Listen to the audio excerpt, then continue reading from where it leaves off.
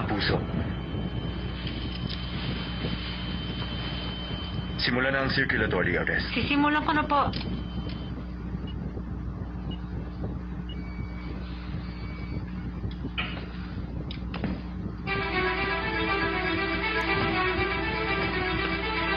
Nabalitaan kong bagong doktor sa ER ang gumagawa ng surgery. Opo. Walang ibang available doctor na pwedeng gumawa.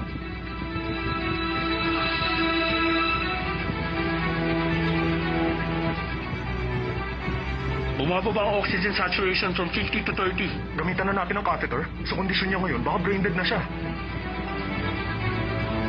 Okay lang. Itutuloy ko pa rin to. Hindi na maganda ang kondisyon niya. Kapag na-delay tayo, pwede siyang mapahamak. Oo, alam ko yun.